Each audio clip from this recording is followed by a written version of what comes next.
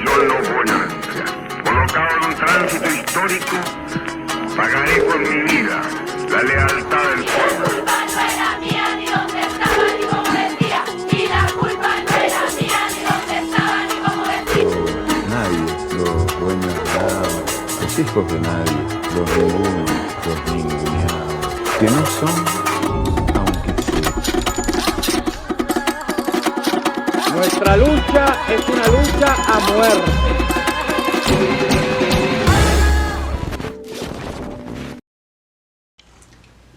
Muy buenas tardes, bienvenidos a Un Día Más con Vida. Mi nombre es Emilio Sánchez. Yo soy Alessandra Villalobos. Y pues este es su noticiero de confianza. Y a continuación acompáñenos con más información en la sección de política. Andrés Manuel López Obrador da positivo por COVID-19, indicó que seguirá atendiendo su agenda desde su residencia. Por lo pronto, Olga Sánchez Cordero se encargará de las conferencias matutinas. Asimismo, el presidente de México hizo saber a través de su cuenta de Twitter el pacto con el presidente de Rusia, Vladimir Putin, para el envío de 24 millones de vacunas Sputnik V. INEGI publica los primeros resultados del Censo Poblacional 2020. La cifra total de habitantes coloca a nuestro país en el lugar número 11 a nivel mundial, por debajo de Japón, con un total de 126 millones de habitantes, de los cuales 51.2% son mujeres, 48.8% hombres. Andrés Manuel decreta la eliminación del gilfosfato y maíz transgénico en territorio nacional. Se prevé que en el primer bimestre de 2023 se promoverán las reformas de los ordenamientos jurídicos para evitar su uso. Todo ello publicado en el Diario Oficial. El Congreso de Honduras, de mayoría conservadora, aprobó el jueves reformas a la Constitución para el endurecimiento de la prohibición del aborto, pese a las presiones por parte de grupos feministas en el país centroamericano. Sarah McBride, activista estadounidense, reconocida por defender los derechos de la comunidad LGBT, se convirtió este martes en la primera mujer transgénero en llegar a un Senado estatal de Estados Unidos, según conteos preliminares. Reportó para Un Día Más con Vida, Emilio Sánchez. Acompáñenos para más información.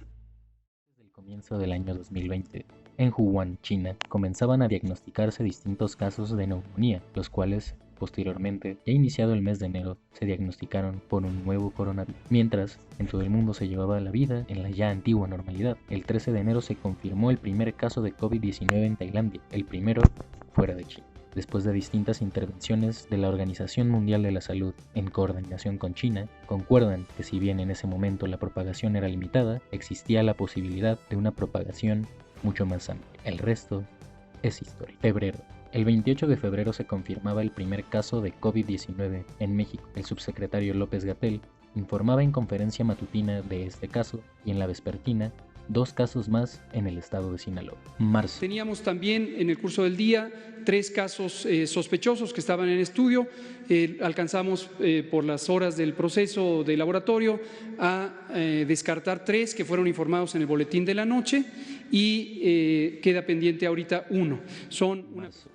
Sin embargo, mientras la pandemia por COVID comenzaba a esparcirse por todo el mundo y azotaba a los países con los sistemas de salud más frágiles, en Siria nos recordaban cuál es el peor enemigo de la especie humana, pues en un acuerdo por el cese al fuego respaldado por Rusia y Turquía, grupos con relación al Al-Qaeda atacaron a fuerzas armadas del presidente Bashar al-Assad, dejando 30 muertos y 5 desaparecidos. Abril. Por otra parte, el enemigo del mundo, Estados Unidos, el país para entonces número 1 por muertes de coronavirus, dirigidos ahora por el presidente Donald Trump, se lanzaba en críticas contra la Organización Mundial de la Salud por no haber puesto atención a la propagación en China del nuevo coronavirus, deslindándose de la responsabilidad por todos los fallecimientos a causa de su indiferencia ante la propagación, y con ello retiraría los fondos que el país aportaba a dicha organización, todo esto en pleno declive de su mandato, preocupado por las próximas elecciones. Mayo. En el mismo país se desataba uno de los momentos que más acudieron al vecino del norte a lo largo del año, con tintes mediáticos y rodeado de intereses políticos. Un policía en Minneapolis sometió y asesinó al afrodescendiente George Floyd. El video no tardó en ser propagado en redes sociales, lo cual devino a una serie de protestas con muchos tintes violentos, lo cual incluso pudo significar el voto latino para los demócratas en las siguientes elecciones. Este hecho abrió el debate en otros países, donde también se lleva a cabo el racismo en otros niveles, todo esto con el movimiento Black Lives Matter. Junio. Una de las organizaciones criminales más peligrosas de los últimos años en México, el Cártel de Jalisco Nueva Generación, atentaba contra la vida del secretario de Seguridad Pública, García Harfuch. Todo esto ocurrido en la Ciudad de México, demostrando los niveles que podría tener la violencia de la organización, marcando uno de los hechos más importantes de la profunda guerra contra el narco, iniciada a viva voz por el presidente Felipe Calderón en el año 2006. Según datos del INEGI, se presenta en el país la mayor caída del Producto Interno Bruto del país, y señalan las caídas más cercanas a estas cifras son las de la crisis de 1995 y 2009. Sin embargo, todo esto bajo la influencia del parón de una gran cantidad de actividades en el país a causa de la pandemia por COVID-19. La capital del Líbano, Beirut, sufriría una explosión que derrumbaría toda el área del puerto debido a un almacén con 3.000 litros de amonio, un químico que se usa frecuentemente para fabricar explosivos. En un año de muchas muertes de distintos exponentes de la cultura, entre los que destacan Luis Eduardo Aute, Óscar Chávez, Paul Donés, Armando Manzanero, entre otros, también nos despediríamos de uno de los caricaturistas más influyentes de los países hispanohablantes, Joaquín Salvador Lavado, Quino. Muere a los 88 años de edad, creador de Mafalda, y también de una forma muy creativa de realizar crítica social a través de... El humor de él es universal, pero máxime nosotros lo podemos entender en lo profundo. Octubre. Asimismo, fallece quien fuera el Premio Nobel de Química, el ingeniero Mario Molina, uno de los pioneros y principales investigadores de la química atmosférica y cuyo trabajo ha sido subvalorado y poco divulgado al interior del país. Noviembre. Finalmente, en Estados Unidos se decreta la victoria de Joe Biden sobre Donald Trump, entre reproches al conteo electoral y la negativa a reconocer la derrota por parte del exmandatario, lo cual culminaría ya iniciado el año 2021 con la invasión del Capitolio por parte de seguidores del empresario expresidente. Diciembre. En el último mes del año, el hecho que dio vuelta al orbe y situó a la lucha feminista en su punto más alto fue la legalización de la interrupción del embarazo dentro de las primeras 14 semanas, lo cual representa un triunfo no solo para la marea verde en Argentina, sino a todas aquellas luchadoras sociales y fallecidas a causa del negligente sistema de salud en Latinoamérica y la violencia contra la mujer. En esos momentos virtuosos de la historia. Los momentos virtuosos de la historia son los momentos en los que se cruzan las luchas colectivas, las demandas colectivas, con las decisiones de los estados que se hacen cargo y que iluminan esas demandas y esas luchas y apoyan e incentivan para que se conviertan en... Por tercera ocasión, el ex senador de la República Mexicana, Félix Salgado Macedonio, busca obtener la gubernatura del estado de Guerrero como candidato de Morena, pese a tener 2 denuncias públicas por violación. Salgado Macedonio es acusado de haber violado a una menor de edad en 1998 y a una trabajadora del periódico La Jornada de Guerrero cuando este era director del diario en 2016. El señor Félix Salgado Macedonio no puede ser candidato a gobernador de Guerrero.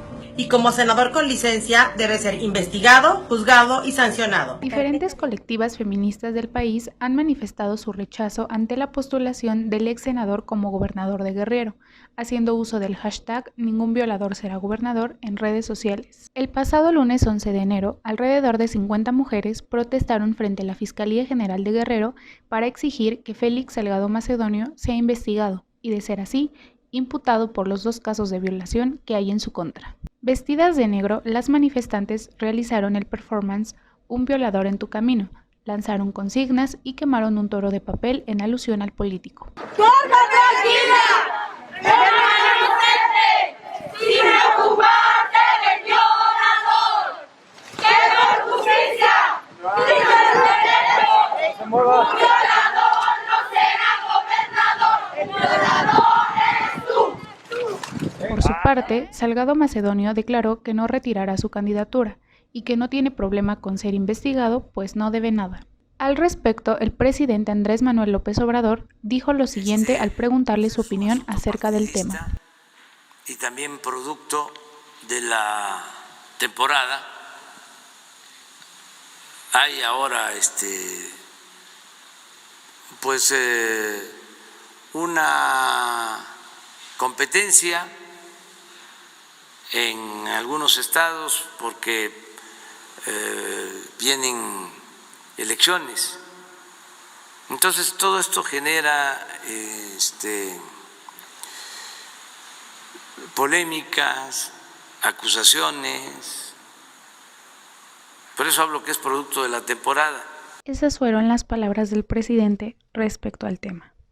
Reportó para Un Día Más con Vida, Alessandra Villalobos. Y regresando del corte comercial, estamos con más información en política. No pudiste ir a ver a tu familia, pero igual te mantuviste cerca. No pudiste ir a la escuela, pero igual seguiste enseñando. La contingencia sanitaria nos ha limitado, pero el INE quiere asegurarse que tu opinión cuente. Por eso, si tu INE venció en 2019 o 2020, igual te servirá para votar y como medio de identificación hasta el 6 de junio de 2021. En 2021, el voto sale y vale. Contamos todas, contamos todos. INE. Todo con medida. Lo chingón de México está en nosotros. Porque lo llevamos hasta en la piel. Lo llevamos en la piel. En los huesos. Y hasta en los sueños. Tú haces que México sea así. Lo chingón está aquí. Cerveza Victoria.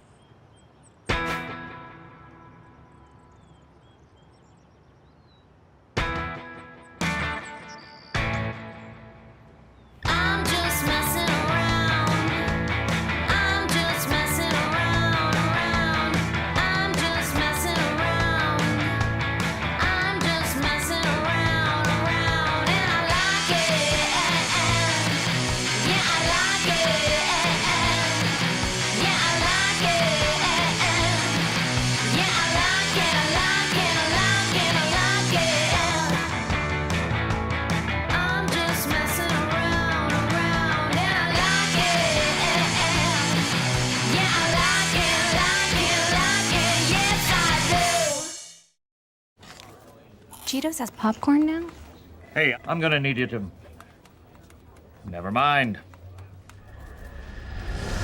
You can't touch this. Help! You can't touch this. You can't touch this. You can't touch this. Get it off. Nope. I trust you. Why? Hammer time. I touched it. New Cheetos popcorn. It's a Cheetos thing. Aí, já tá preparado pra perder a Libertadores? Sai daí que esse título já é nosso. É ruim, hein? É mais fácil ficar rico vendendo areia na praia. Praia. Toma aí, areia, obrigado. Areia é nossa, hein? Areia é nossa.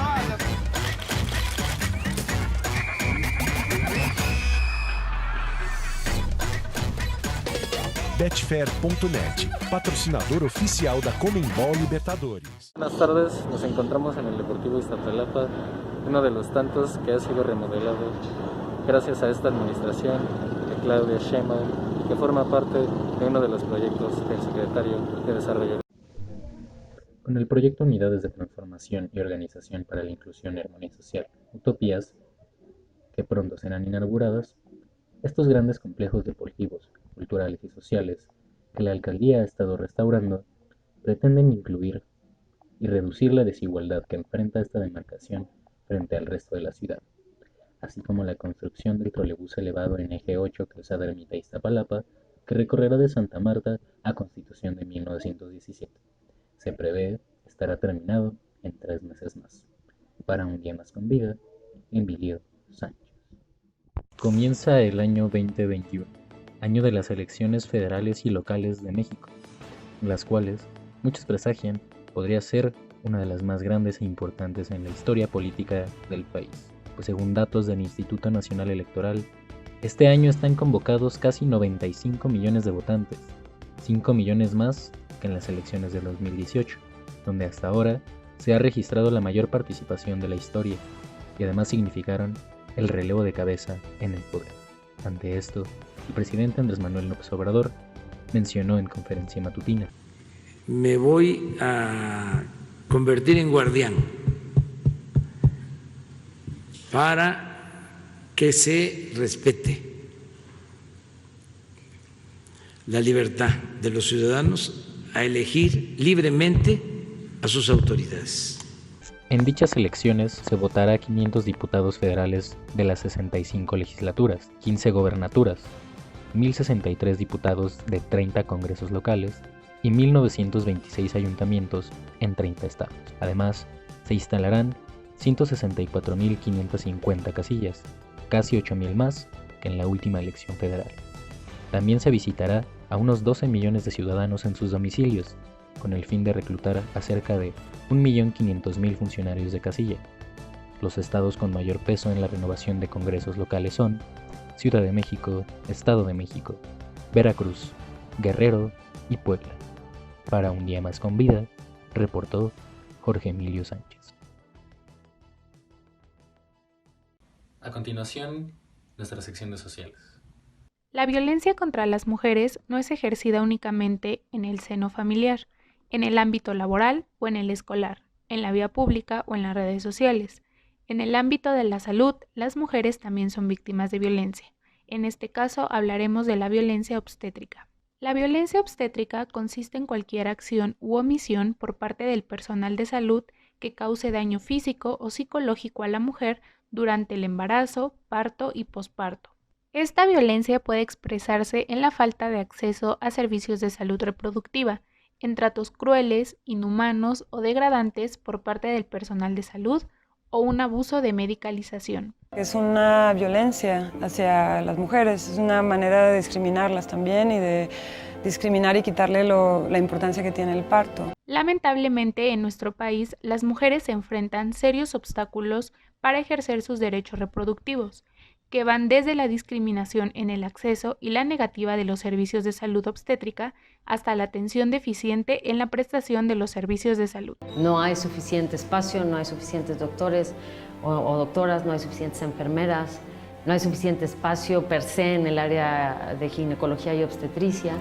En nuestra sociedad, el parto y la maternidad han sido vistos durante siglos como la tarea principal de las mujeres y el aspecto esencial que define la feminidad. En contraposición, el disfrute de su sexualidad es, en mayor o menor medida, un tabú y un motivo de marginación. La visión tradicional de las mujeres como personas destinadas a ser madres y a sacrificarse por ello, y la idea de que el placer sexual de las mujeres tiene que pagar un precio, como por ejemplo un parto doloroso, mantiene prácticas y actitudes que impactan negativamente en la salud de las mujeres durante el proceso de embarazo y parto. Frases dichas por el personal médico como «pero bien que te gustó cuando lo estabas haciendo» o «ahora cállate y mejor puja» son ejemplos de cómo en el campo de la obstetricia también se refuerza el machismo y la misoginia.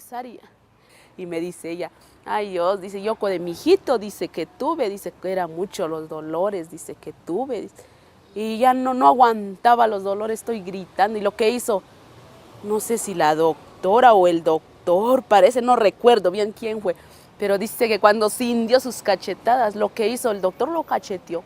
Ya cállese señora, dice, porque ya me tiene harta aquí con sus gritos que le dijeron, lo cachetearon, dice. Bueno. En el año 2016, la encuesta nacional sobre la dinámica de las relaciones en los hogares incorporó por primera vez preguntas destinadas a evaluar aspectos de la experiencia de las mujeres durante su último parto. La encuesta permitió una aproximación a un diagnóstico más completo sobre la magnitud y variables asociadas con la violencia obstétrica en el país. Según los datos recabados, los estados con mayor cantidad de mujeres que dijeron haber sufrido al menos un tipo de violencia obstétrica son Estado de México, Ciudad de México, Tlaxcala, Querétaro, Jalisco, Yucatán y Morelos. Actualmente hay algunas entidades federativas que han optado por incluir la violencia obstétrica en sus códigos penales.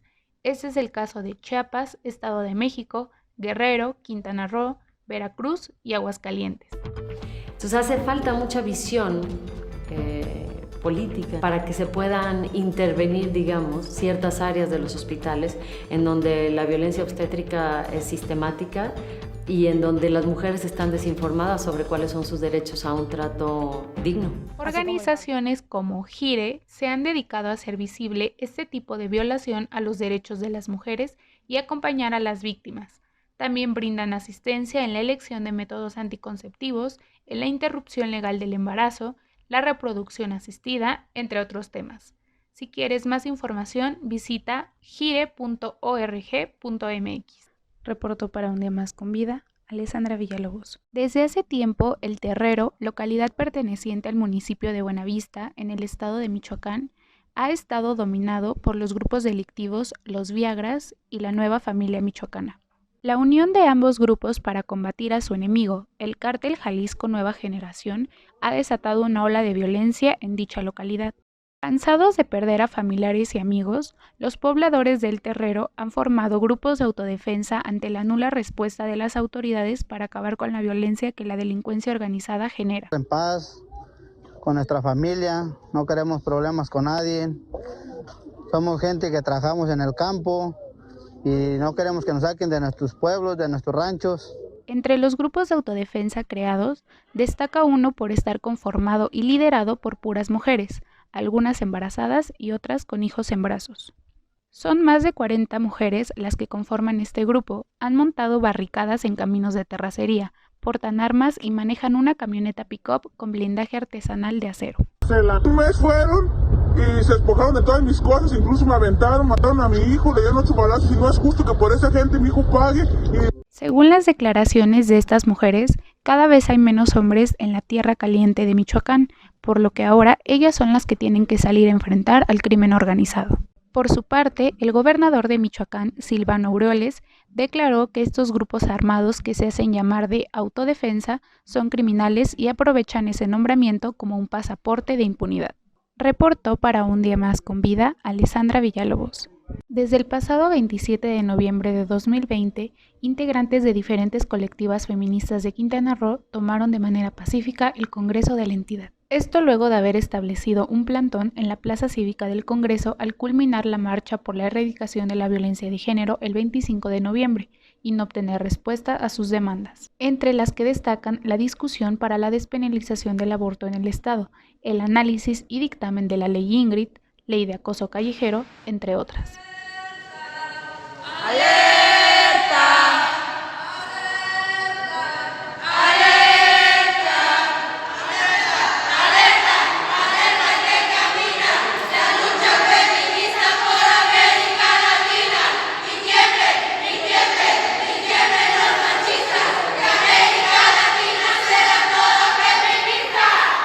El 21 de diciembre, después de 24 días de permanecer con la toma del Congreso, las mujeres fueron reprimidas, ya que se les limitó el suministro de agua y energía eléctrica. El pasado 10 de enero, integrantes de la red feminista quintanarroense ofrecieron una conferencia de prensa para hablar de la situación en la toma del Congreso local de Quintana Roo. También decirles que llevamos 21 días sin luz y sin agua, donde vemos un Congreso indolente, donde vemos un Congreso y unos diputados y diputados que siguen sin escuchar la voz de la ciudadanía, la voz de las mujeres. La manifestación es un derecho legítimo que no tendría por qué ser reprimido, sobre todo cuando se trata de un tema que en nuestro país parece no ser importante, la seguridad y bienestar de las mujeres. Reportó para Un Día Más con Vida, Alessandra Villalobos. Y a continuación, en nuestra sección de cultura, acompáñenos con este reportaje de nuestra compañera Alessandra Villalobos, que nos presenta el papel de las mujeres en el cine. Muchas gracias. Inició la fase 2 de la epidemia de COVID-19 y tu ayuda es muy importante. Hola, soy Susana Distancia. Puedes trabajar y estudiar desde tu casa, aprender nuevas habilidades viendo videos o tomar cursos en línea. Incluso puedes participar en servicios religiosos. No lo olvides, mientras más tiempo nos quedemos en casa, más rápido venceremos al coronavirus. Ayúdanos, quédate en casa. Gobierno de México. Want a Pepsi? Sure, okay. Yeah. It's only free. We'll pay you for them. Okay.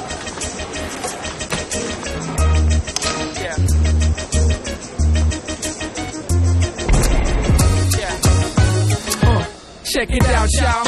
It's a brand new style. We bout to score the goal to make the crowd go wild. Gotta put it on down to a freestyle thing. We bout to celebrate it like we won that ring.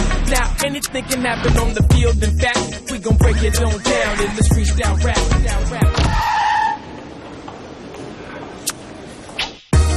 It's where you at, y'all, not where you're from. When we move into the music, it ain't nothing but fun. We'll rock it so thorough with this hip-hop drum. Let's pass the good vibes till the ballin' is done. I rock to the fullest of my abilities, cause life offers endless possibilities.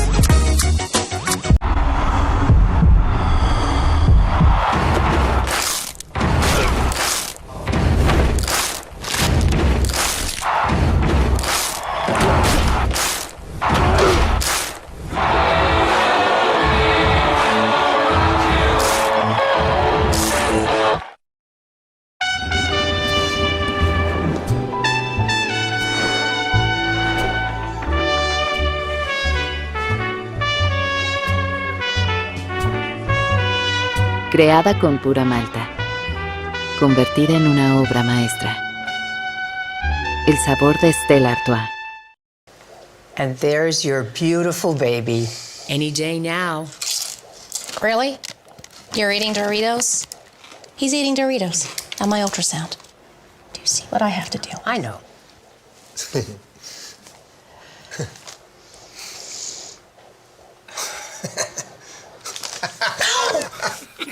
Give me that.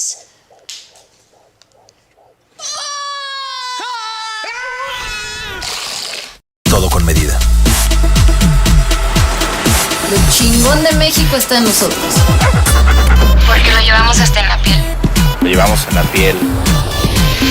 En los huesos. Según el Centro para el Estudio de la Mujer en la Televisión y el Cine de la Universidad de San Diego, en 2020 las películas dirigidas por mujeres rompieron un récord al lograr que sus trabajos representaran el 16% de las películas más taquilleras del año pasado. Con Birds of Prey de Katie Yan y Little Woman de Greta Gerwig en el top 10, se logró un aumento del 12% con respecto a 2019 y el doble respecto al 2018, cuando las películas dirigidas por mujeres representaron únicamente el 8% del total de producciones realizadas en ese año. I think whether it's, action or violence or some sort of male narrative of power, I think it's not always obvious to men what the story is if it doesn't follow something that they know. So I think that's why it's critical that, that not only that there are women writers and women directors, but also women producers and women studio heads, and that they also be in charge of the modes of production. Si la pandemia por COVID-19 no hubiera obligado a las salas de cine a cerrar, el porcentaje de mujeres directoras de cine en el top 100 de éxitos taquilleros hubiese sido mayor, considerando que 4 de las películas dirigidas por mujeres que estaban listas para ser éxitos mundiales en 2020 fueron enviadas a plataformas de streaming, como Mujer Maravilla 1984 de Patty Jenkins y Mulan de Niki Caro.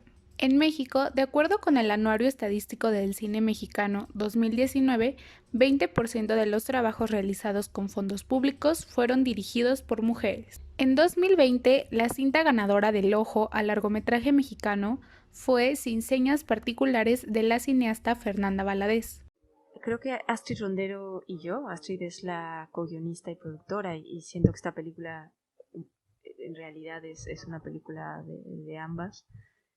Sentíamos la urgencia de poder hablar de esta violencia que nos impactó y que cambió nuestra percepción sobre el país en el que vivimos, y también de hacer honor a los familiares que dentro de toda esta negrura emprenden travesías en busca de sus seres queridos. Y a pesar de la incertidumbre y de todos los riesgos que corren, porque muchos de estas, sobre todo las madres, muchas de ellas también han sido asesinadas en su proceso. La cual además recibió el premio a Mejor Película Internacional, los premios Gotham, el premio especial del jurado a Mejor Guión en el Festival de Sundance, entre otros. Sin lugar a duda, aún falta camino por recorrer en busca de la equidad de género en la industria cinematográfica a nivel mundial y nacional. Sin embargo, cada vez se hace más relevante la presencia de mujeres haciendo cine. Reportó para Un Día Más con Vida, Alessandra Villalobos. Y hablemos de la final de la Copa Libertadores, con esta crónica de nuestro compañero Emilio Sánchez. El día 30 de enero de este nuevo año, tendremos el primer gran choque en el Cono Sur de cara a la Copa América de Argentina y Colombia. Y Brasil de nuevo parece comenzar a dominar la zona, pues en el certamen más importante a nivel de clubes, la Copa Libertadores de América, los dos finalistas son pertenecientes al país pentacampeón del mundo. El enfrentamiento se llevará a cabo en tierra neutra pero conocida, Río de Janeiro, ciudad que ha sido azotada históricamente por la pobreza y la marginación, y ha sido explotada para los mejores y más remunerados eventos en justas deportivas. Sin embargo, también tierra de la más fervorosa y alegre pasión por el baile, la música y, claro, el fútbol. Definición a un solo partido, donde se presentará un deslucido Palmeiras, el cual clasificó colgado de su portería y con una polémica participación del videoarbitraje, ante un River Plate con hambre de buscar la remontada, después de haber perdido 3-0 en la ida en cancha de Independiente de Avellaneda. Pone el cuerpo Luis Adriano, otra vez le giraron como Tevez, señores, a Roja. Ahí va Luis Adriano. ¡Gol! Gabriel Menino, lo dejan ahora Scarpa. Viña. Por otra parte, tenemos al favorito para llevarse el título, el histórico Santos de Brasil, equipo de donde se vio nacer y triunfar a Pelé, una de Neymar y otros tantos ídolos del fútbol mundial. Equipo que además obtuvo el boleto contra un Boca Juniors extraviado y de manera cómoda, con un 3-0 de local. Se tiró, Pituca, gol. ¡Gol! Le va a pasar Jonathan, atención, la tiene Soteldo.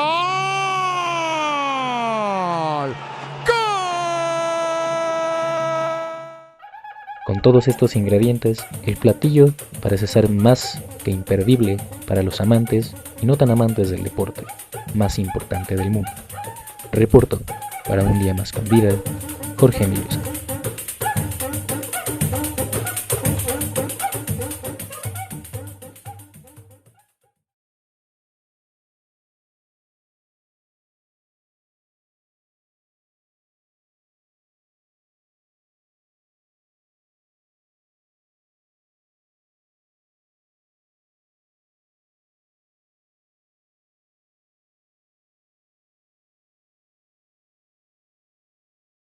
El equipo se mantiene sexto de la tabla y por el momento fuera de puestos europeos. Según una auditoría realizada por el despacho Sánchez Barbosa al Club Deportivo Cruz Azul, encontraron que al menos entre el año 2009 y 2011 se utilizaban 2 o hasta 3 nóminas para hacer grandes e inexplicables pagos a jugadores de la máquina.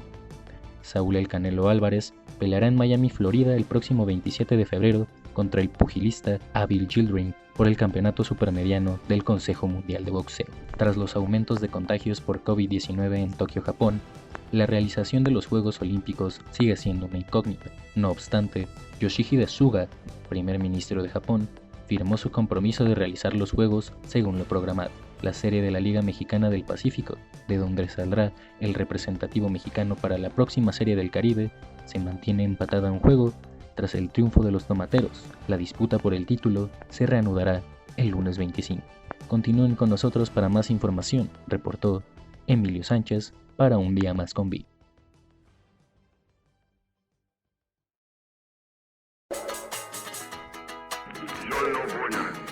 Colocado en un tránsito histórico, pagaré con mi vida la lealtad del pueblo.